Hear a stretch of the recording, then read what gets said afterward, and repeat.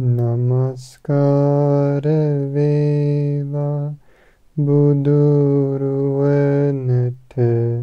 සැමදා බුදු හිමි සරණ යමි. නමස්කාර වේවා ධම්රුවනට සැමදා සදහම් සරණ යමි. නමස්කාර වේවා සංඝරුවනට සැමදා මහා සංඝ සරණ යමි. නමස්කාර වේවා තුනුරුවනට සැමදා තිසරණ සරණ යමි. සාදු සාදු සාදු. අපගේ ගුරු දේවෝත්තම කල්යාණ මිත්‍ර පින්වලක ස්වාමීන් වහන්සේට නමස්කාර වේවා. සාදු සාදු සාදු. නමෝ බුද්දාය. ශ්‍රද්ධාවන්ත පින්වත්නි, අපි කලින් කතා කරේ ගුණධර්ම ගැන නේද? ගුණධර්ම වඩන්න වටිනාකම ගැන අපි කතා කරේ. අපි මේ ජීවිතේ ගුණධර්මය දියුණු කරන්න ඕනමයි. ගුණධර්මය නැතුව යම් කිසි කෙනෙකුට ධර්මය අවබෝධ වෙන්න බෑ. එතකොට ඒක තමයි වටිනාකම ගුණධර්ම. තව කෙලෙහි ගුණ, ලද දෙයකින් සතුටු වීම, සත්‍යවාදී ආදී ගුණධර්මයේ අපිට කුසල් වඩන්න උපකාර වෙනවා. ඒ කියන්නේ ගුණධර්මයේ වඩද්දී කුසල් වඩන්න වෙන්න ඉඩක් තියෙනවා. දැන් අංගුත්තර නිකාය එකක නිපාතයේ පළවෙනි නිපාතයේ සූත්‍රයක් තියෙනවා. බුදුරජාණන් වහන්සේ දේශනා කරනවා සන්තුට්ඨස්ස භික්ඛවේ අනුප්පන්නා චේව කුසලා ධම්මා uppajjanti uppannā ca akusala dhamma parihayanti iti. ඒ කියන්නේ ලද දෙයකින් සතුටු වෙන කෙනෙකුට නූපන් කුසල් උපදිනවා. ඊට පස්සේ උපන් අකුසල් පිරිහිනවා, අඩු වෙලා යනවා. ඇයි එහෙම සිද්ධ වෙන්නේ? ගුණධර්මයක් තියෙනවා නිසා. සන්තුට්ඨස්ස ලද දෙයකින් සතුටු වෙන කෙනාට මෙහෙම සිද්ධ වෙන්නේ. එතකොට මේ විදිහට අපිට ටිකක් තේරුම් ගන්න පුළුවන් ගුණධර්මයේ තමයි අපි කුසල් වඩන්න උපකාර වෙනවා. අකුසල් කිරීමෙන් වළකින්න උපකාර වෙනවා. දැන් අද විශේෂයෙන්ම මේ සන්තුට්ටි ලද දෙයකින් සතුටු වීම කියලා ගුණය ගැන කතා කරන්න බලාපොරොත්තු වෙනවා. දැන් ඉංග්‍රීසි වචන ලස්සනයි contentment කියලා කියන්නේ ලද දෙයකින් සතුටු වීම. දැන් අර අටුවා හොඳ විස්තර තියෙනවා මේ ගුණ ගැන. දැන් මේ විස්තර තියෙන්නේ දීඝනිකාය දෙවෙනි සූත්‍රය, සාමාන්‍ය ඵල සූත්‍රය අටුවා මේ අර සන්තුට්ටි ගැන විස්තර කරනවා. වදිතන්නේ වෙන සූත්‍රය තුල තියෙනවා. මෙහි අර ගොඩාක් විස්තර තියෙනවා. අර අටුවා විස්තර කරනවා මේ සන්තුට්ටි කියලා කියන්නේ ආකාරය තුනක් තියෙනවා. 3 ways තියෙනවා. අර පුරුදු කරන්ට. දැන් අපි ගත්තොත් අර භික්ෂුවකුගේ ජීවිතේ අපි කියමු. ඉතින් මේ ආකාර තුනම මේ 3 ways තමයි යථා ලාභ සන්තෝෂ, යථා බල සන්තෝෂ, යථා සාරුප්ප සන්තෝෂ. යථා ලාභ සන්තෝෂ කියලා කියන්නේ අර ඍජු විදියට ලද දෙයකින් සතුටු වෙනවා. අර ලාභයකින් සතුටු වෙනවා. යථා බල සන්තෝෂ කියලා කියන්නේ තමන්ගේ බලයට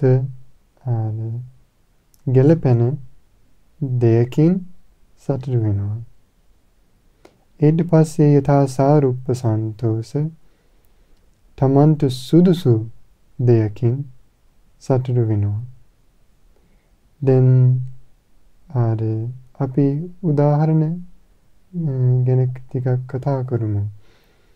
දැන් මේ යථා ලාභ සන්තෝෂ අපි කියමු. දැන් භික්ෂුන් වහන්සේ නමක් වැඩි ඉන්නවා. ඒ භික්ෂුවට පිරිකර හම්බ වෙනවා.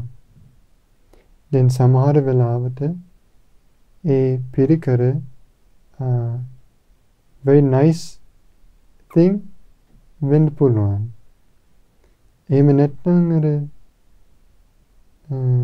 ගොරෝසු දෙයක්කුත් වෙන්න පුළුවන් නේද? දැන් පින්දපාතේ පිළිම දානේ. එතකොට මේ භික්ෂුව පින්දපාත වදිනවා.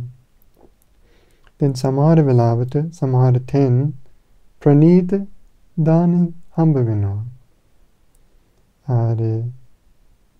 සුවඳ බත්, ඊට පස්සේ ගොඩා ව්‍යංජන කීපයක් හොඳට හම්බ වෙනවා. අනිත් දවස්වල අපි කියමු නිකන් මඤ්ඤොක්කා හම්බ වෙනවා. එච්චරයි. එතකොට ඒ භික්ෂුව contentment practice කරනවා නම් ලොකු වෙනසක් නැහැ. ඒ භික්ෂුවට ප්‍රණීත දෙයක් හම්බ වෙනකොට ඒකෙන් සතුටු වෙනවා. රුක්ෂ දෙයක් හම්බ වෙනකොට, ගොරෝසු දෙයක් හම්බ වෙනකොට ඒකෙනුත් සතුටු වෙනවා. ලද දෙයකින් සතුටු වෙනවා. දැන් බලන්න, දැන් අපි කලින් කතා කරේ මේ ගුණ උපකාර වෙන්න කුසල් වඩන්නට.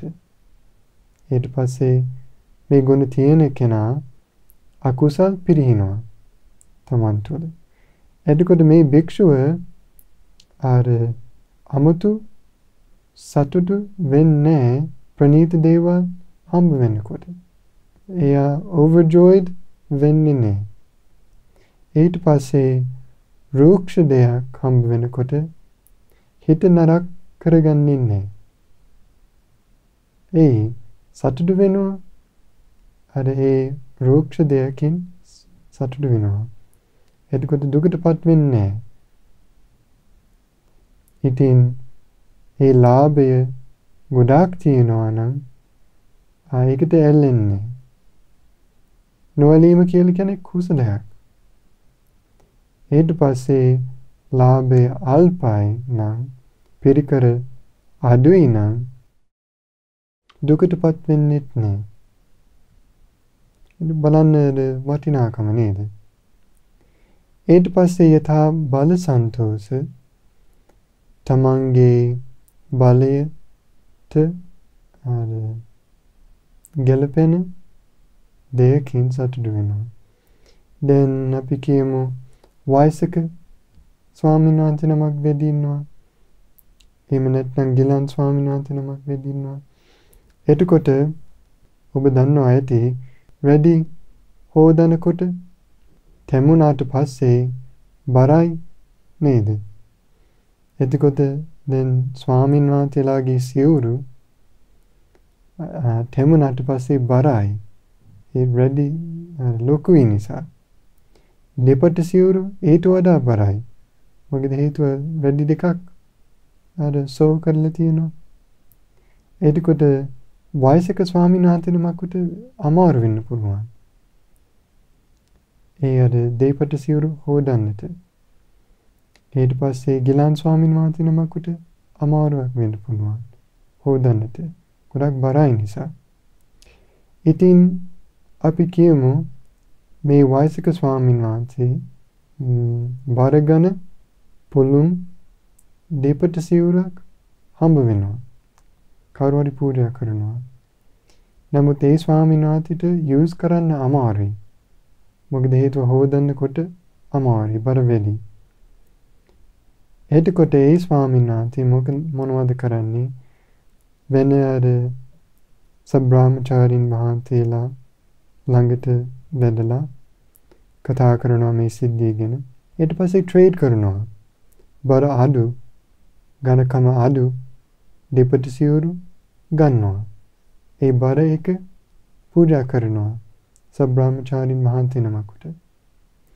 එතකොට ඒ පළවෙනි සිවුරු තමන්ගේ බලයට, තමන්ගේ ශක්තියට සුදුසු මදි. නමුත් තව එකක්, වෙන එකක් ඝනකම අඩු නම් තමන්ට හොඳයි. ඒකෙන් සතුටු වෙනවා. ඇති කියලා කියන්නේ. ඒක තමයි යථා බල සන්තෝෂ. ඊට පස්සේ යථා සාරූප සන්තෝෂ. තමන්ට suitable දේවල් ඒකෙන් සතුටු වෙනවා. දැන් අපි කියමු භික්ෂුන් වහන්සේ නමක් වැඩි ඉන්නවා. තමන්ගේ උපාධ්‍යායන් වහන්සේ නිසා හරි, තමන්ගේ ආචාර්යයන් වහන්සේ නිසා හරි ගොඩාක් පිරිකර හම්බ වෙනවා. ප්‍රණීත පිරිකර, ගොඩාක් නියම පිරිකර හම්බ වෙනවා. ඒත් මේ ස්වාමීන් වහන්සේ, මේ භික්ෂුව බාලයි. ගොඩක් වස් නෑ. එතකොට මේ ස්වාමීන් වහන්සේ හිතනවා මේ වගේ ප්‍රණීත දේවල් මහා තෙරුන් වහන්සේලාට සුදුසුයි. එහෙම නැත්නම් ගිලන් ස්වාමීන් වහන්සේලාට හොඳයි. එහෙම නැත්නම් ධම්මකටික භික්ෂුන් වහන්සේලාට සුදුසුයි. ධර්ම දේශනා කරන ස්වාමීන් වහන්සේලාට සුදුසුයි. එතකොට මේ ස්වාමීන් වහන්සේ හිතන රටාව ඒ පිරිකරට එළෙන්නේ නේද? attach වෙන්නේ. එතකොට ඒ ස්වාමීන් වහන්සේ සතුටින් අනිත් ස්වාමීන් වහන්සේලාට පූජා කරනවා. ඒ ප්‍රණීත පිරිකර. ඊට පස්සේ නිකන් එකක් ගන්නවා තමන් පරිහරණය කරන්නට. දැන් පැහැදිලි කරන්න මම උදාහරණයක් කියන්නම්. දැන් බාල ස්වාමීන් වහන්සේ නමක් වැඩි ඉන්නවා. ඒ ස්වාමීන් වහන්සේ ගොඩක් හොඳ කුටියක් හම්බුණා යම් විහාරයක. ඒ කුටි පාසුකම් තියෙනවා. දැන් අපි කියමු ඒ කුටි ළඟ බෑත්රූම් එකක් තියෙනවා. තනි බෑත්රූම් එකක්. හැබැයි යම් දවසක් වැඩිහිටි ස්වාමීන් වහන්සේ නමක්, ගොඩක් වැඩිහිටි ස්වාමීන් වහන්සේ නමක් වඩිනවා ඒ විහාරයට. ඊට පස්සේ ඒ ස්වාමීන් වහන්සේ ඒ කුටි පූජා කරනවා. මේක වැඩිහිටි ආයත සුදුසුයි කියලා පූජා කරනවා සතුටින්. ඊට පස්සේ කොහේ හරි විහාරේ වැඩි ඉන්නවා. මේක තමයි යථා සාරූප සන්තෝෂ. තමන්ට සුදුසු දේවකින් සතුටු වෙනවා. එහෙම නැත්නම් ගිලන් ස්වාමීන් වහන්සේ නමක් වැඩි ඉන්නවා. ඒ ගිලන් ස්වාමීන් වහන්සේ වාසය කරනවා ඈත කුටියක ඇතුලේ. ඒ බෑත්රූම් එකක් නෑ. එතකොට ගොඩාක් දුර වඩින්න ඕන බෑත්රූම් එකට. ගිලන් වෙලා ඉන්නවා. එතකොට මේ ස්වාමීන් වහන්සේ හිතනවා මං මේ කුටියක් පූජා කරුවොත් කොච්චර හොඳයි කියලා සතුටින් පූජා කරනවා. කුටි මාරු කරනවා. දැන් ඒ ගිලන් ස්වාමීන් වහන්සේ නමකට යහපතක් වෙන්නේ නැද්ද? යහපත වෙනවා. ඒ විදිහට අපිට තේරුම් ගන්න පුළුවන් මේ මහාන ජීවිතයට අදාළ ලද්දේකින් සතුටු වීම ගුණය. ඒක තුලින් වැඩිහිටි ගෞරව, අල්පේච්ඡ ගුණය, නුවණින් පරිස්කාර පරිහරණය කරන එක ඒ දේවල් වෙදෙනවා. දැන් ධම්මපදයේ තියෙන්නේ ලස්සන ගාථාවක්. ආරෝග්‍ය පරමාලාභ සන්තුට්ටි පරමන්දනං විස්සාස පරමාඥාති නිබ්බානං පරමං සුඛං. දැන් මම මේ ගාථා ඔක්කොම කියන්නේ මේ වැදගත්ම දේ තමයි සන්තුට්ටි පරමන්දනං. කියන්නේ ලද දෙයකින් සතුටු වීම ශ්‍රේෂ්ඨම ධනය. දැන් ඔබට හිතන්න ධනය කියන්නේ money ඒ පාවිච්චි කරන්නේ. ඒ හම්බ කරන්නේ. දැන් ප්‍රධාන අරමුණු නේද අර මේ ජීවිතේ තව දුරටත් ජීවත් වෙන්නට. ආහාර පාන ගැනීමට ගෙවල් දොරවල් හදා ගැනීමට අවශ්‍ය දේවල් ගන්නට සල්ලි ඕන නේද?